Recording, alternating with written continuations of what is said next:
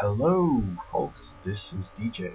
I've had quite a bit of trouble trying to get this to record correctly, but in the end, I had to go with the option of not being able to record the sound of Minecraft itself.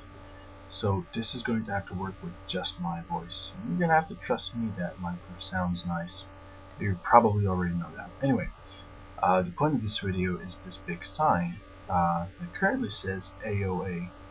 All Out Assault, my awesome clan. And this is specifically made for AOA. I just love the idea of a big screen that said something in blinking redstone lights. And before I do anything else, I'm going to try and hunt down that spider that just went over here. Yeah. Thank God for bows and arrows. Yeah. So what you get here is a sign that is completely programmable, and it has blinking lights, as you can already see. It took quite a while to make, and I've got to admit I was not able to do it without help of an editor. Now, as you notice, the sign says authorized personnel only, so I guess that only means me for now. The doors are automated. I quite like the idea of that. And we're not going to go upstairs right now. I'll show you that later. This is the control room behind here, where you do all the important stuff, like turning stuff on and off. This is the main power switch. If I was to turn it off like this right now, the lights outside would be dark. But I want them to blink because it's during the night time. Now, if I was to switch this thing off, it switches the blinking mechanism on and off. Now, you can see the blinking mechanism right here. If I switch it off, it simply stops working. What we get is a constant glowing light outside, which means that right now it just says AOA and it's not blinking at all. But I like the blinking. That's kind of the point of this whole thing. This thing took a bit of space to make, simply because redstone is kind of stupid and it requires a lot of space. You can't have the lines next to each other, otherwise they just connect, which is not very useful when you're trying to do a very specific system. And that's why, in order to conserve a whole line and not have to build more, I just decided to dig under to do this small line that shuts off the whole system. Now, this isn't really an interesting part. The really interesting stuff is behind this here wall, and this wall will explain why this whole building is so huge. Now, this is where things get a bit complicated, and hopefully this will make sense. But I decided to make the whole thing programmable, which means that you can change what the letters say outside. This is the schematics, basically. Every redstone torch has its own code, starting with the bottom left one called A1, all the way up to the top right one called I5.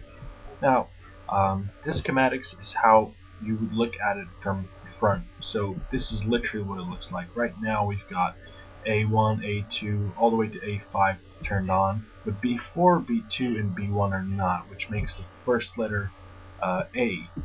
Now, if we wanted to change this to, for example, L, we would turn off B5, C5, B4, C4, B3, C3, B2, and C2. Have the whole A line, A column turned on, and B1 and C1. Now that's what I'm going to do right now. I'm going to change the letters from AOA to LOL, because I think that is a funny word to use right now, because it's easy, because I've already got O done.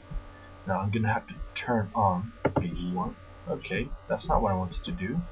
I wanted to turn the switch off, rather than fire an arrow. That's fine. Next part is turning these switches off. And this is how the system looks from the inside. A lot of redstone torches, a lot of redstone as well. And you might wonder why all this is needed. simply to make it programmable. You need at least 3 redstone torches to make a blinking sign, simply because, well, it's kind of complicated. I could take you to the redstone lab later and show you why exactly this is important, but we don't have to do that right now. Right now we're just trying to program the new letter. I need to turn these off, as well as C4 and C5. So we've got the first letter turned into L. We've got O done. O is done already, so we're going to switch all the way up to G, which is the first part of the third letter, first line.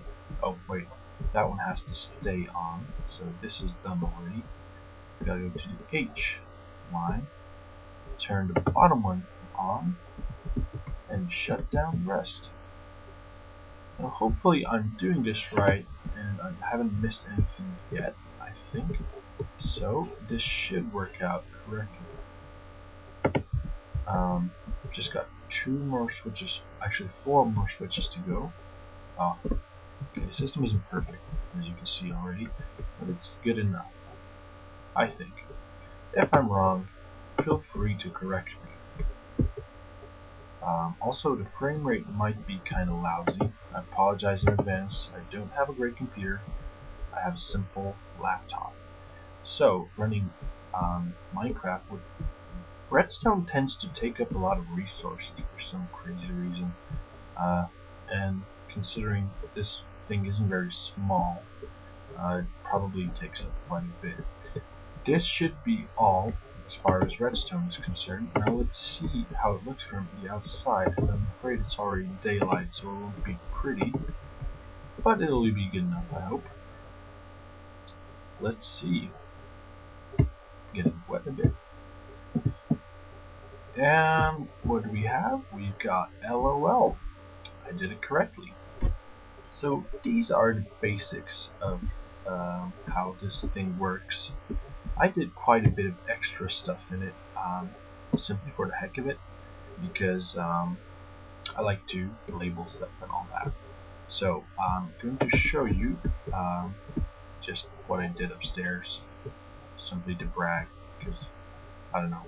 Actually, there's nothing to brag about. This is what I call the operator's quarters. It just gave me a chance to sleep while I was fixing stuff and all that.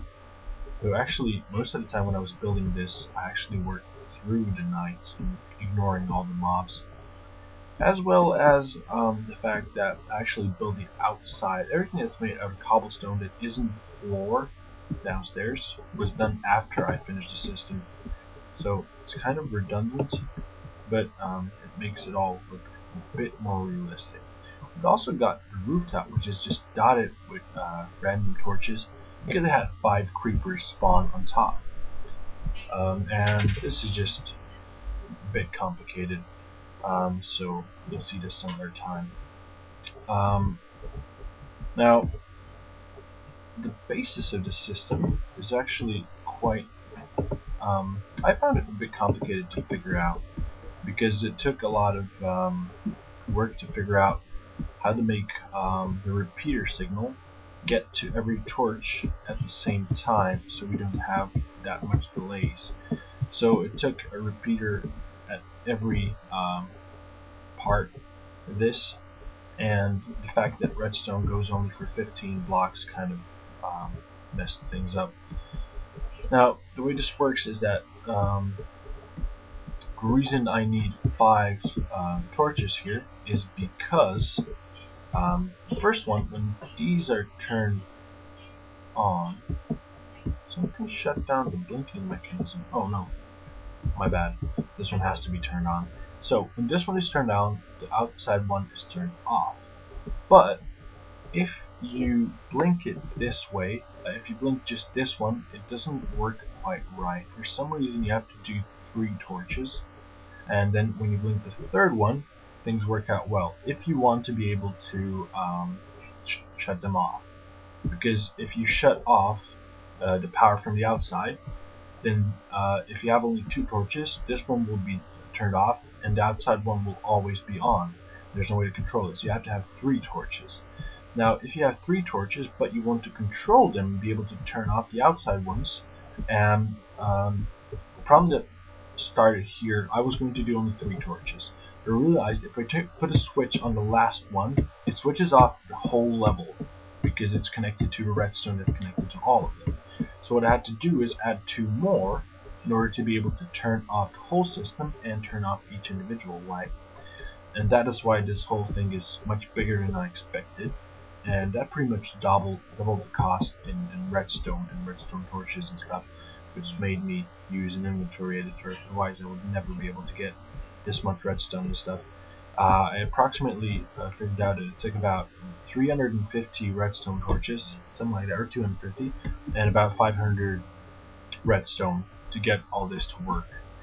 That is quite a bit. So yeah, that is pretty much it. We turned AOA into LOL, which is kind of a bad idea to do to your own clan, but still, I think I did what is best. You'd hate to see me try to do BRB or something like that, any 3-letter word acronym. Anything that is more complicated than this would take a bit longer. Now, there is some improvements to do here.